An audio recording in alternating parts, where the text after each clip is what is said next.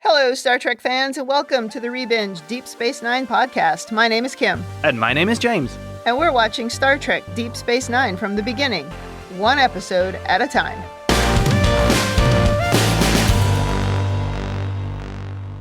Welcome back to the podcast. Today we are on Season 4, Episode 20, The Muse. This episode aired April 29th, 1996. Before we talk about this one, anything to say about the previous podcast?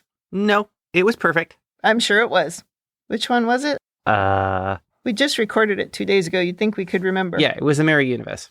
It did lack Miles being tortured. They could have brought Miles over into the Mirror Universe and tortured him at least a bit. I guess that was part of the way they dealt with it, is they could still have Miles on the show, but it was Mirror Miles, so he hadn't been just previously tortured. Well, it was a whole week later. He was fine. Oh my gosh. Yes, all mental health issues have been cured.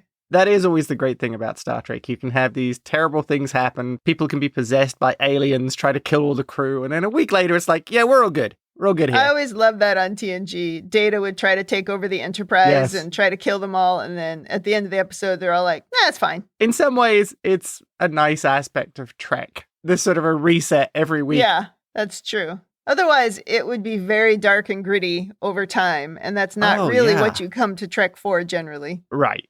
Well, are you ready to talk about this episode? Absolutely. You know it's going to be lighter because Lwaxana is involved. That's generally a lighter mood. Yes, it is. And this is an episode that I will just say straight up. This is probably only the second time I've watched it because I really did not like this episode when I first watched it. Yes, I heard. As I told you to stop texting me about it so we could talk about it on the podcast.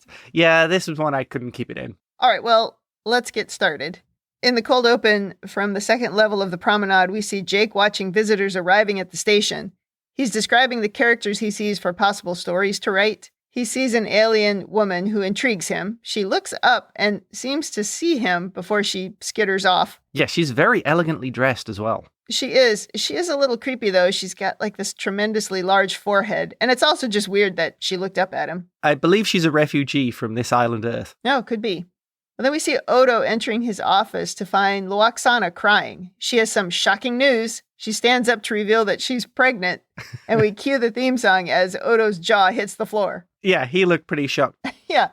It was quite the dramatic entrance that you would expect from Lwaxana. Indeed. She doesn't do anything by halves. So after the theme, Lwaxana tells Odo that she sees her pregnancy as a miracle. She didn't think she'd have another child. But she is upset because her husband, Jael, is Tavnian, and they believe in strict separation of the sexes. The boys are raised by men and the girls by women. Since she's having a boy, Jael intends to take the child and raise it without her. This is one thing I thought was strange. Odo has a remarkable knowledge of other races and cultures and customs, etc. And this seemed to be the first he's heard of the Tavnian. Well, I thought that was surprising. Maybe the Tavnian just keep to themselves and they sound like they're a little backwards. Yeah. So maybe Odo just hasn't had a lot of interaction with them. But by the end of this episode, he knows a bit about their laws. Yeah. So Jael had told Lwaxana a different story when they got married. He spoke beautifully at their wedding ceremony, but then changed his tune afterwards. She escaped and came to DS9 in search of a friend. She just wants somewhere quiet to have her baby, and she knew that Odo would protect her. Yeah, Odo suggests she go to Beta Z? Yes, and she says, well, that's the first place Jael would look. Okay, so this is my first complaint. She's a Federation citizen on a Federation world in Federation space, and nobody can help her or protect her child. Well, okay, it is Lwaxana as well. So she likes to make up stories of how she can stay close to Odo. So she could be exaggerating it, and maybe she just didn't want to go through a whole thing, like a whole battle there. I'm not sure they're actually telling you the super negative thing, which is that there's no protection for a Federation citizen once she enters back into Federation space. You know, okay, this is why I like to have you on the podcast. Oh, thank you. I never even considered that part of this might be Lwaxana exaggerating. Being dramatic. Yes, being dramatic. Okay, that's a good point. She wanted a reason to hang out with Odo, so she made up one. Not even necessarily made it up. She just engineered one. Yeah. That changes my opinion. Okay, great. Meanwhile, in the Replomat, Jake is working on a story when that creepy alien woman sits next to him and starts chatting with him. She has a very interesting voice. It makes you definitely sort of lean towards her. Oh, this actress is great. She's good, yeah. She immediately gives this absolutely creepy as hell vibe. I was like, Jake, run for your life. I should count how many times the word creepy is in my notes, because it's many. Oh, yeah. She does this thing where I honestly felt she was disturbing when she was on screen and talking. Yes, very much. Well, anyway, she is keenly interested in the fact that Jake is a writer, which seems funny because he's still just a kid and it's not like he's published anything. Yeah. We learn her name is Onaya, and she talks about knowing some famous Cardassian architect, which impresses Jake. She basically takes credit for making him great. Yeah. She says she has a weakness for artists and they have a weakness for her. Okay, Jake, there is so many red flags going off here. Apparently that architect didn't live long after meeting her. Here comes some more red flags.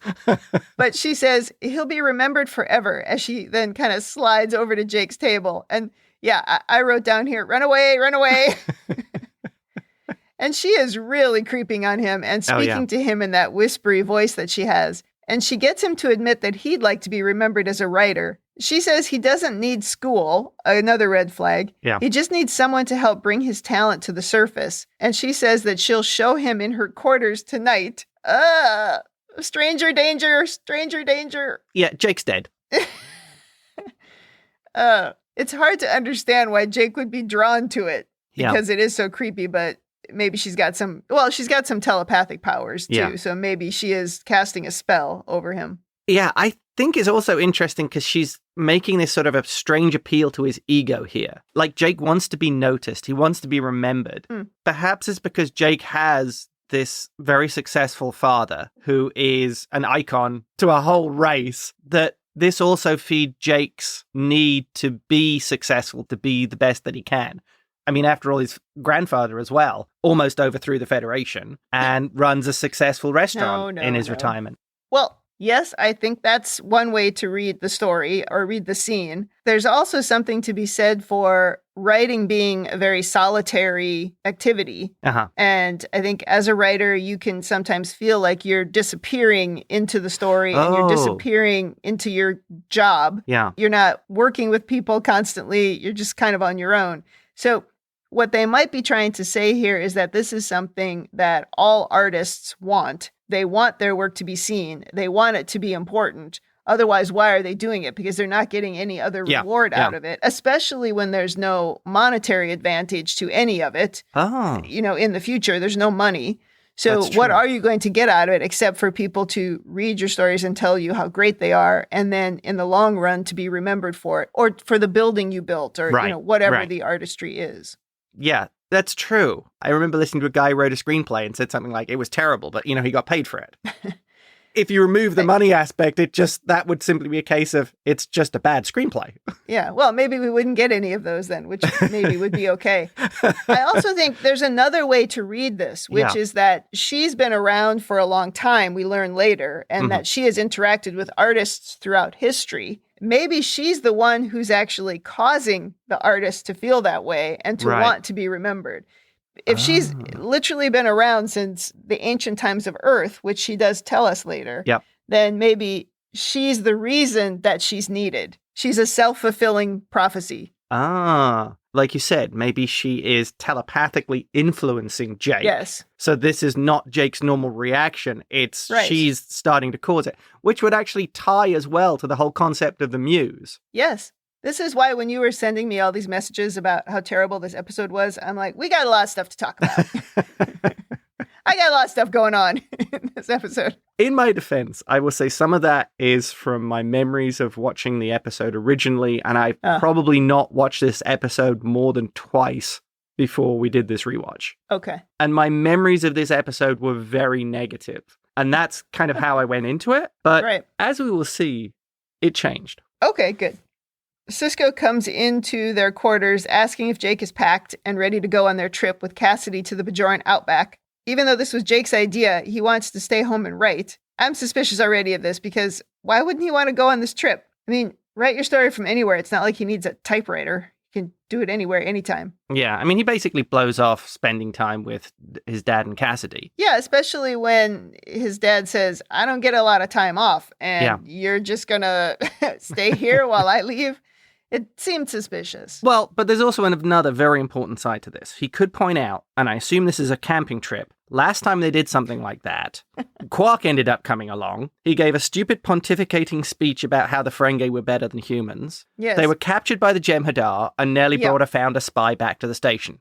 Camping does not have a good history with the Ciscos. That's true.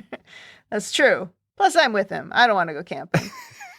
I did think this idea that Bajor has an outback was interesting. Are they trying to imply that Bajor is Australia? Bajor is a huge world. And I would think if you had a planet that large, you would have areas of it that would resemble Australia. I just assume it's all the same. It's just caves because they've only got one government and one religion. So, they would just have a single terrain as well.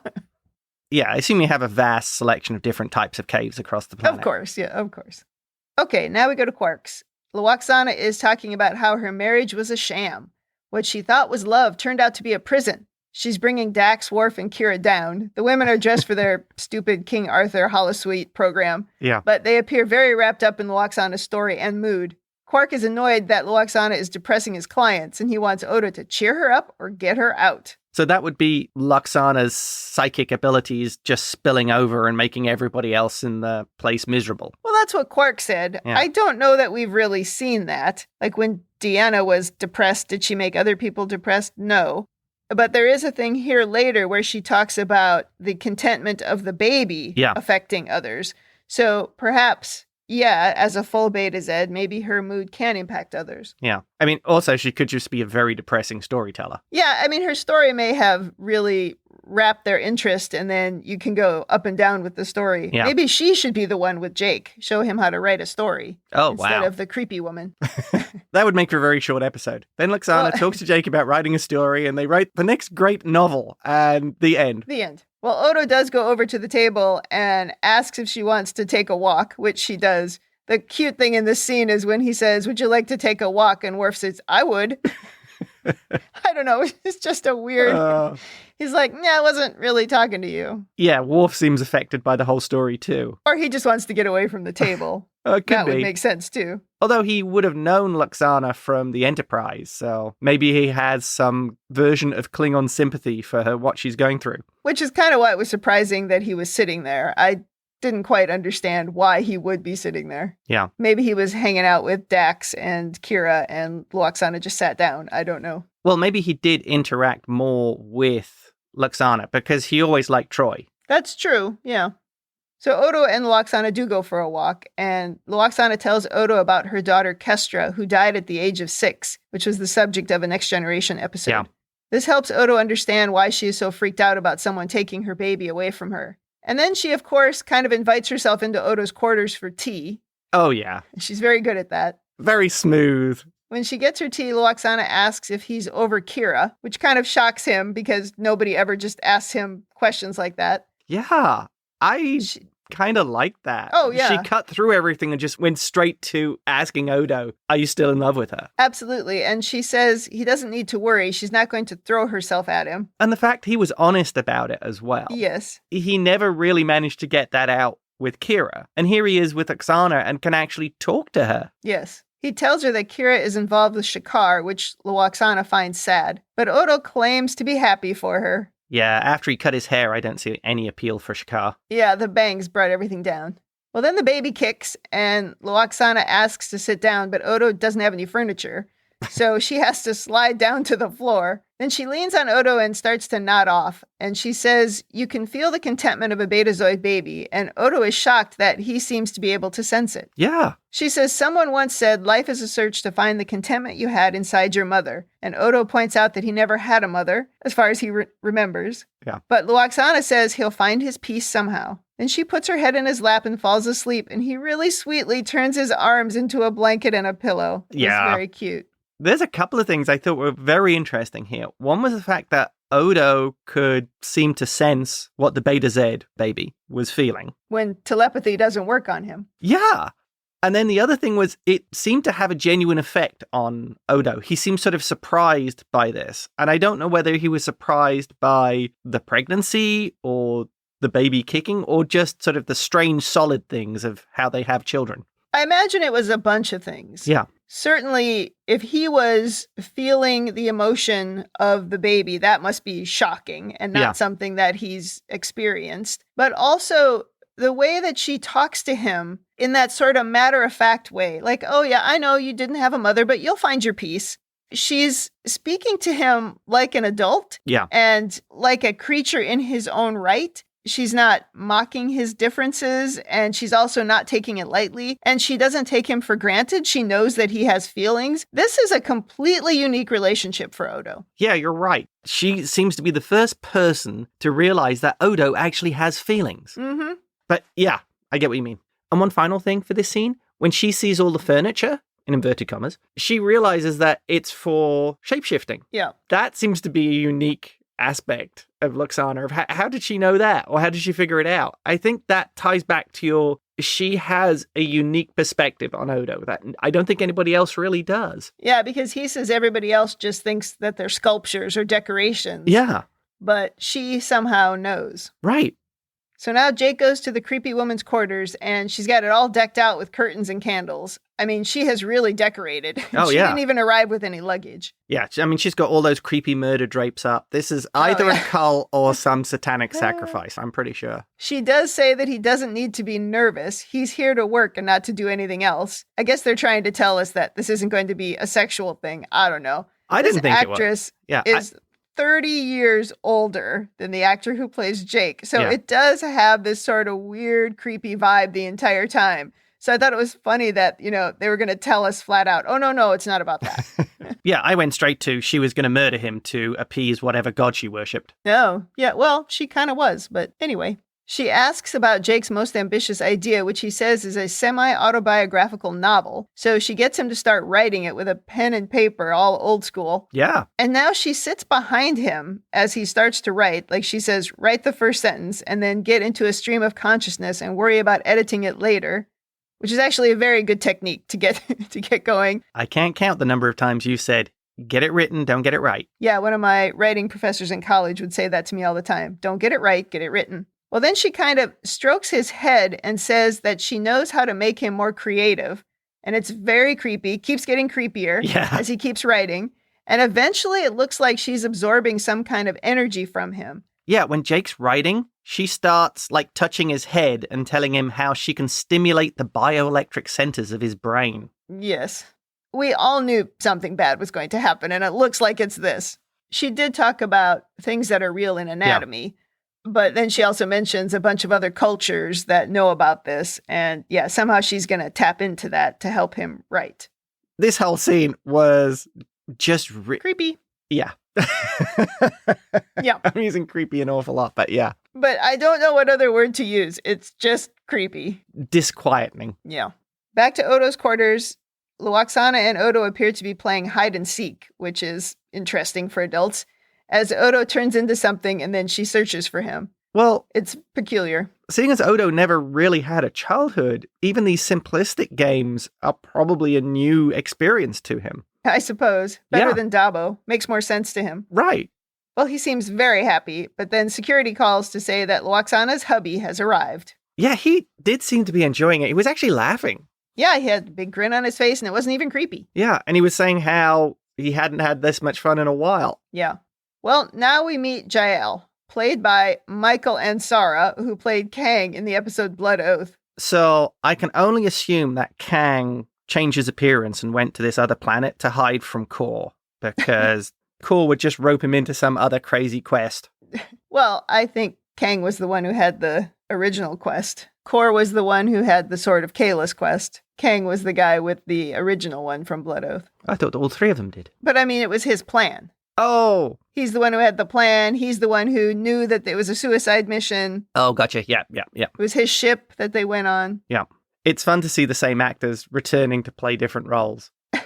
Yeah, not the first time that's happened in this show. Well, he's not as impressive here in this very unattractive outfit that he's wearing, rather than the imposing Klingon outfit. You can't forget Kang's chair of power in his Klingon bird of prey. Right, exactly. Well, he calls her Lwaxana instead of Lwaxana. Oh, God, this guy's a winner. Rule number one. Oops. Learn your wife's name. Yeah, it's kind of an important one. I thought it was funny that they didn't correct that. That cracked me up. Well, he's surprised that she'd go to Odo for protection when Odo is the one who broke her heart. No matter, he intends to take her baby, regardless of her intentions. He says he has a legal right to do so. And this is where you have to ask, why do those laws mean anything in Bajoran space or anywhere outside of his planet? Yeah, is this under Bajoran law, Federation law, Beta Z law? Wow, if there was only something someone could do. Well, in the future, has everybody lost their mind? But nobody challenges it. I think if the Federation challenged it, I don't think it would happen. Yeah. There are a lot of things in this episode that are just trying to get us to something in particular. Exactly. Which is not just true in this episode. I mean, we've talked about this many times on many episodes where, the whole point was just to get us here to this conversation or this speech or this moment. And this is certainly a good example of that. It's such a simple thing to fix from a canon perspective of him saying, his race has a treaty with the Federation. I'll fight this in Federation courts. Yeah, one line could have fixed it. I agree. So you could make it into a legal fight. Yeah, I totally agree. It's just sloppy. It's sloppy. Yeah. Let's not get wrapped around it.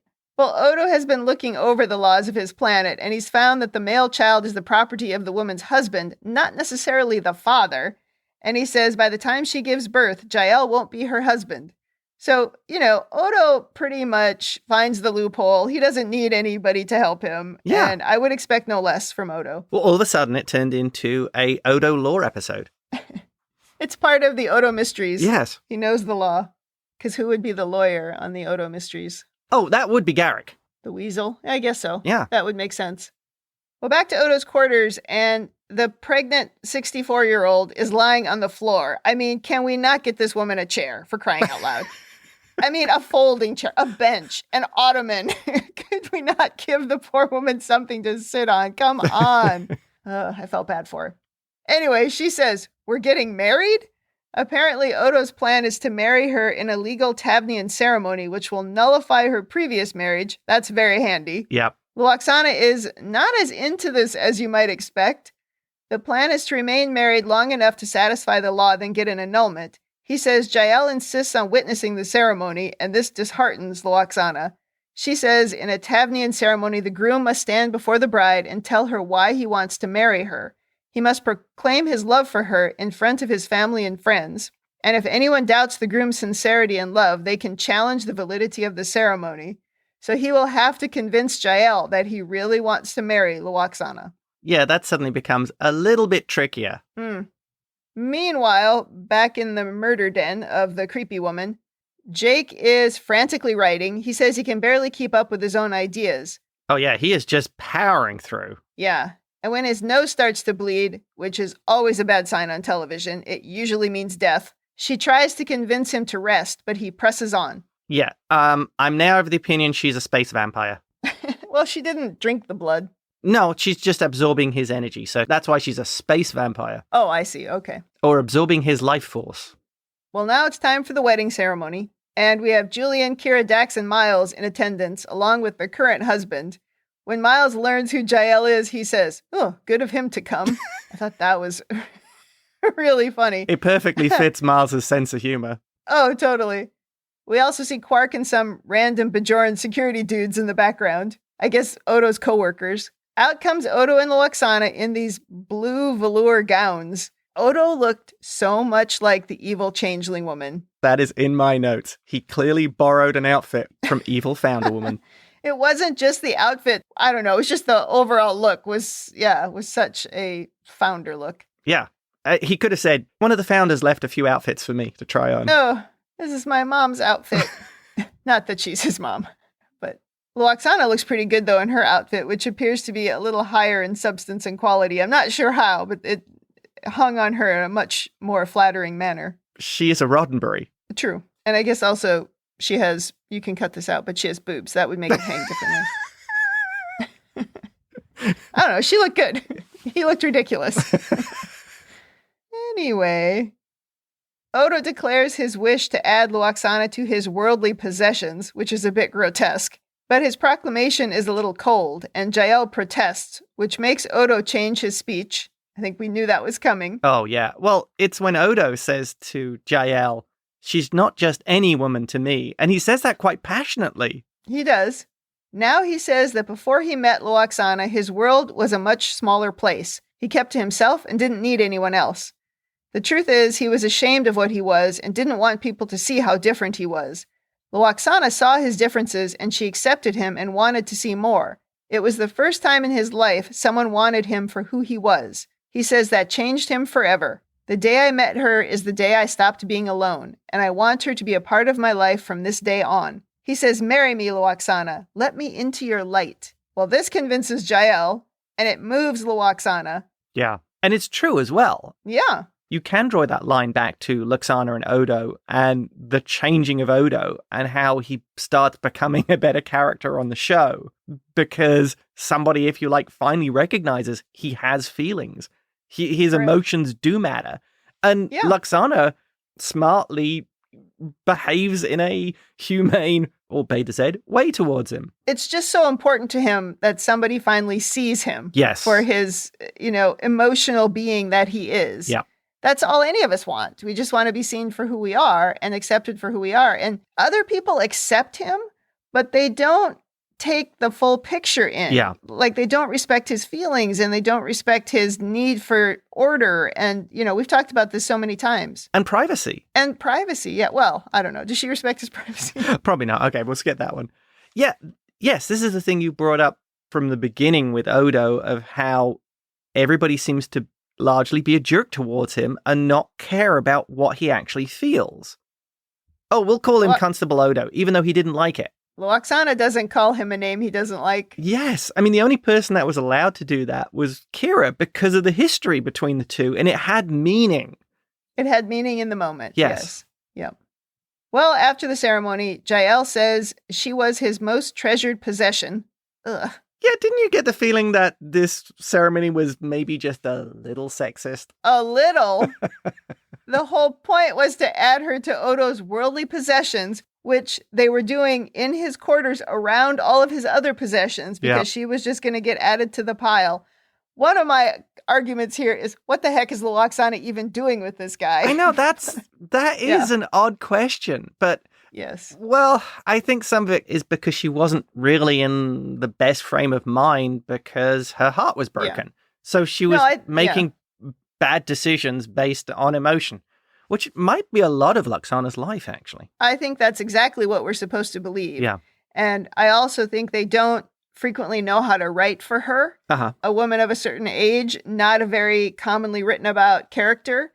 And so perhaps the writers have always been confused about what to do with her. Yeah. And even here, thinking that she would be so impulsive after having so much experience that she wouldn't notice that she was going to be just a possession, or she wouldn't pay a little bit more attention to what was going on. Well, she's also a Federation diplomat, so... Right. That's a little bit insulting, but they insult her frequently. This is maybe the least insulting that they are of her. It's lazy writing, as we've said a few times. Yeah, you could easily play up he was charming, he, swept her off her feet, he did all these romantic things, or things that would appeal to Lwaxana. Yeah. And if you, blinded her with pageantry and hid what the culture was like and maybe what he was like. Well, she specifically says that he spoke so eloquently of his love for her at the ceremony. Yeah. But now we know that's what you have to do to get through the wedding. So she didn't maybe know that at the time, but she knows it now, which I think is why she looked at what Odo said a little bit differently. Yes. Well, the other side of it is it's clear that this society is also very materialistic and they care about possessions. Yeah. And their partner is just another possession to own. Well, the female partner. Yeah. Well, yes. So Jael tells her to speak well of him to their son, and then he leaves. Another weird line. Yeah. Quark proclaims he's throwing a party, and they all head to the bar. Lwaxana thanks Odo, and she says for a moment she believed him. Oh. And then they head to the party, and Odo's got this look on his face like he really did mean what he said. Yeah. I'm surprised she missed that. Well, she's got some walls up because we're supposed to believe that she was so injured by Odo breaking her heart. And she accepts that Odo's in love with Kira, so she's got some emotional barriers up on purpose. She's protecting herself. Okay. She does seem very relieved, though. Yes. I did wonder here if the speech convinced him that he loved her. You know what I mean? Did he talk himself into it? Like once he said it out loud, he realized how meaningful she's been in his life. I mean, I don't think he was lying. I thought everything he said was the truth. I didn't see Odo as being in love with her. I just think he saw Lwaxana as someone who was very important. Yeah, has changed his life. Just what he said. Yeah, but I didn't see that as him coming to some realization that, oh my gosh, I love this woman. I saw it more of maybe he was realizing that she was more important to him than he admitted because he said it out loud. That doesn't necessarily mean love. Well, I'm not necessarily, I guess, saying romantic love. He's not in love with her. Yeah. But we've talked before that these characters don't have a lot of friends. Yeah. And this is maybe the first time that he's really felt like someone has had a positive impact on his life. Yeah. That's a friendship kind of love, too. Right. Well, we go back to the writing den, and the creepy woman tries to stop Jake from writing. She says he's pushing himself too hard. So he's been writing straight for like 2 days solid. I guess. And since his dad is off the station, nobody notices that he's not at home. Yeah. Wouldn't you ask Kira to keep an eye on Jake? Well, he's an adult at this point. Still, he's an 18-year-old. But yes, yeah. And you would think somebody'd be watching him anyway. Go ask Miles. But you know what? Odo is distracted. Oh, that's a very good point. Well, finally, Jake agrees to go home and get some sleep and come back later. And he heads to the Replimat, and he's feeling a little bit shaky, and eventually he collapses to the floor. Now, wasn't the makeup here just great? They made it look like his cheeks were sunken in, and he had this sort of... Yeah, he looked bad. Yeah. He had this sort of faded look, as if he was seriously ill. Yeah, he looked rough. Yeah. Although all I could think about was falling to the floor in the food court would be really grotesque. Oh, yeah, I don't want to think about that. That is awful. It would be It's a carpeted floor as well. In the infirmary now, Bashir says something has stimulated Jake's brain functions in a way he's not seen before. Plus, he's picked up a bacterial infection from all the garbage on the floor. Oh, no, he has vaccines for that. No problem. He says a bunch of science words, but ends with neural activity being off the scale. A concerned Sisko is there asking what's caused it. Julian doesn't know, but he knows his cortex was on the verge of collapse, so it's a good thing that they got him here in time. He's in a neural stabilization field for now. Jake calls out for Onaya, though he's not quite awake. Yeah. Sisko says he's going to see if Odo knows who Onaya is, and they leave Jake alone with the nurse. Yeah, he says Jake's cerebral cortex was on the verge of synaptic collapse. Yeah, that sounds bad. A lot of sciencey words. Well, later, Onaya somehow materializes behind the nurse and knocks the nurse out with like one swing of her arm. Yeah, she appeared as like some glowing ball of energy, like what she was pulling out of Jake's head. And she's got that soft glowing light kind of all around her now. Yeah. You know, she's just kind of glowing completely from it. She tells Jake to come with her. She says, it's time to finish what we started. Ugh, no. Space vampire. Well, after the ad break, Miles is reading concentrated traces of some sort of psionic energy in the infirmary. And Julian also says some sort of psionic energy was present on Jake's scans. I love it when anyone says some sort of. So they're going to try and trace this energy on the station and get Jake back into the stabilization field before it's too late. Somewhere in the depths of the station, Onaya is sucking the life force out of Jake. Space vampire. The way she seems to pull the energy from him and then rub it on herself is really just a little over the top. Let's turn the slightly creepy weird up to 11 here. His nose bleeds again as he keeps writing while barely conscious. She actually takes his hand and is writing for him. Yes. Meanwhile, Sisko is crawling through the tunnels with an NPC when he gets a signal, and finally he locates them. He calls Kira to beam Jake away, but he's too close to the reactor core, which feels a little hand-wavy. Yes. So he calls for a medical team instead. Yeah, he's holding a phaser on Onaya now. Yes, and he asks Onaya what she is, but she says what she is doesn't matter. It's what she does. She says, you don't know the minds that I've touched. And this is where she names like an ancient poet, and she names some author that they came up with on the original series. And she also names Keats and 100 others, she says. She says she unlocked their potential. They all died from it, of course. Yeah. But she gave them immortality. Their names will live on forever. I like how she justifies basically her killing them by what we think is effectively draining their life force, because she gives their work immortality. Yeah. I'm sure they'd be happy with that. Yeah. It's her way of avoiding responsibility, I think. I'm sure they're all fine with it. And she gets from them what she needs to survive, which is obviously this energy that she's rubbing all over herself. She starts to disappear and Sisko shoots her, but it's too late as she somehow turns into a ball of light and flies out of the station and into space. I did not see that coming. No. And then it looks like she jumped to warp, if you saw that. Yeah, that was crazy. There's that little warp triangle flash as she jumps. She is some inexplicable creature, yeah. Lwaxana comes to tell Odo she's found transport to Beta Z. Odo seems disappointed she's leaving. She says if she has the baby on the station, she'd end up staying for months, and she doesn't want to impose on Odo any more than she already has. He tells her not to go, and she says, I'll miss you too. Aw, that was cute. It was funny because Odo asked that in a very sort of clunky way that was avoiding the point. Yeah. And I liked how she immediately picks up that it's like, yes, I'll miss you too. Aw. She says he's used to having her around and he wants company, someone to take care of, but she says she'd want more. She wishes Odo loved her, but she knows that he doesn't. I don't know, I'm not convinced. But she wants to maintain their friendship, so she's going to leave while they're still friends. She says, goodbye, husband, and he says, goodbye, wife, and she leaves. Aw. That was very sweet. It was. Over to Sisko's quarters, Jake is recovering. Sisko has read the thing that he wrote with Onaya and says it's a good start on a novel. Jake doesn't really feel like he wrote it. He thinks it's really because of Onaya, but Sisko says, but it came from inside of you. You just have to find it on your own without the creepy lady. He feels like he needs a bit of a break from writing, which seems wise. As Sisko heads off to work so Jake can rest, and then we see this is Anselm, which is the book that he wrote in The Visitor. Yes! Yeah. The end. All right. Well, we have reached the end of the episode. Do you have overanalysis? There's not a huge amount of overanalysis for this episode, but there's still some. Okay. First thing. So, did Anaya come to the station knowing that Jake was there? Or did she go there because she sensed him? Like maybe she detected a food source? She didn't know it was actually Jake. She just knew there was a food source there. Yeah, I don't know. I was wondering that too. I also wondered if she just hopped around and just found anybody creative and took what she could. Yeah. She could probably find some kind of an artist everywhere. Yeah. She just lucked out with Jake. Okay. I don't know. It's hard to know. Like, how did she find so many of those other ones? I guess because she's been around forever. She hangs out at art school. Well, I don't know. She told Jake he didn't need to go to school. Yeah, that's a good point. She probably, if she figured that out, she could probably get a great food source.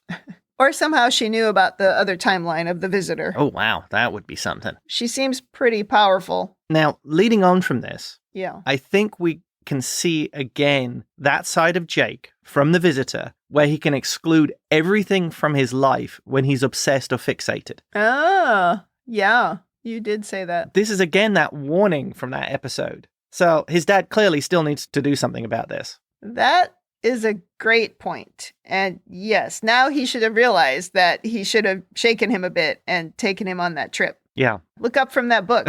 Remember when he said that? Yeah, exactly. Exactly. Yeah.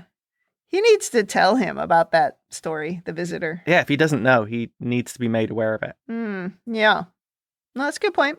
And I think the final point here is clearly Jake is exceptional. This is what they're pointing to.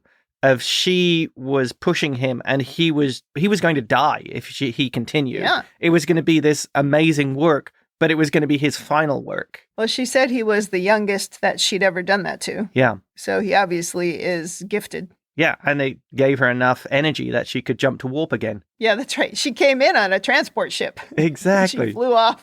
Yeah. Next thing. Yeah. I was going to talk some more about the analysis of the stupidity of non-Federation laws, but I think your take here of maybe this was Lwaxana doing that exaggeration thing kind of explains the situation. Yeah. I think they could have maybe have done this better in the writing. Yeah. But I'll let it go. Okay, good. I like it when we talk each other into liking something more than we thought we did. I do think, though, when it comes to would the Federation actually protect her? I don't know. We have all these confusing stories where they seem to not want to interfere in the laws of other planets. Yeah. They do it when they like someone and not when they don't. And sometimes the prime directive and sometimes not. It's very confusing. And so I'm sure they would protect her, or Beta Z would probably protect her. Right. But there would also be some kind of a battle, and it would also mean some diplomatic mess, and it's not unique to this episode. Yeah. Any other overanalysis? No, that's really it. The only thing that I wrote in my overanalysis notes is that the point of the entire episode was in Odo's speech. Yes. They did all of that just to get him to give that speech. I think somebody wrote that speech, and then they wrote the episode to try to make it happen. Yeah. You're right. It does feel like that. They started from an ending point and backed into it. Yeah. But it was great and delivered well. And Renee Aubergenois did a great job. Yeah, he's always managed to do a very convincing Odo. True. Okay, well, should we move to women in the future? Go for it. The story about the women being property is alarming. We've not heard of this race before, and I don't think we see them again either, but obviously that is terrible. But as we said, I think we're supposed to believe that she hooked up with this guy because Odo broke her heart. But I think that seemed a little bit far-fetched. Yeah. I think they leaned into that heartbreak thing a little bit more than I would have liked, because I just don't think they know how to write well for this character, for Lwaxana. Yeah. But besides that part of the story, this version of Lwaxana is the one that I like. She's the one that is the most realistic. She's the one that is the most watchable. She is the one that you can actually believe somebody would fall in love with. Yeah. Whereas the character that they usually have her portraying, that sort of sex-starved older woman, it's such a stereotype and a trope, and it's difficult to relate to and believe. Well, it's almost a pantomime in the previous portrayals. Yeah, yeah. We frequently see this part of Lwaxana at the end of an episode. Yeah. Even in the first one where she was on Deep Space Nine, where she met Odo, she was that really pushy, chasing him, aggressive person. Mm-hmm. But then in the elevator later, when she started to understand him a little bit more, she became more realistic and more interesting. So it was nice to see her, that version of her, for an entire episode. I quite appreciated that. This version of Lwaxana, I can understand why Odo would fall for her. Yeah. Or anybody. I think there was a missed opportunity for Kira to have a reaction to Odo's speech. Yeah. I mean, they constantly ignore Odo's feelings, and this was him displaying some true emotion. Oh, yes. She had no insight to what was going on, whether or not he was faking his way through it. So she should have been moved by it or paying attention to it. Oh, surprised. She should have been thinking, oh, crap, this guy has emotions. He's capable of love. You know what I mean? And oh, yes, I completely understand. Just another missed chance for the character of Kira to recognize Odo as emotional. Yeah. Also, I felt bad that Sisko wasn't there because I think Sisko likes love. I think he would have enjoyed the ceremony. I think he does. The other thing I wrote down in Women in the Future is that I like that we never address Majel's age. She's 64, I think, when this was filmed, or right around there. Yeah. And she's pregnant, and we never mention that, and I like that. But I did think they should have given her a chair in that scene. I thought that was mean. Okay, let's go to rating. Thumbs up, thumbs down, or neutral. What is your rating? Okay. I originally did not like this episode, and in the rewatching, and really, I think I never pulled out that the point of this episode was really, like you say, the Odo speech. Yeah. It makes the episode much more enjoyable. I am going with a thumbs up. Great. My rating on it has changed completely. Yeah, I would say so. I did enjoy this episode. I also liked the B story. I thought the story with Jake really fitted nicely with the visitor and that aspect of Jake's character. And how you can just not love the relationship between Jake and his father. Oh, yeah. It's great. And the way that Lofton and Brooks they make it seem so real. Like, these are people who genuinely care about each other. You buy it 100%. Yeah. And like, just when he's leaving and he says to Jake, I'll check in on you later. It's like, oh, this dad's great. The one final thing on reasons why I also really liked it was I loved the little touch at the end where Jake, after explaining how he wasn't sure that, was this even what he wrote? Was this even his work? Signs it and says, by Jake Sisko. Because he listened to what his dad said and agreed. Yeah. So thumbs up. Absolutely from me. Well, that's great.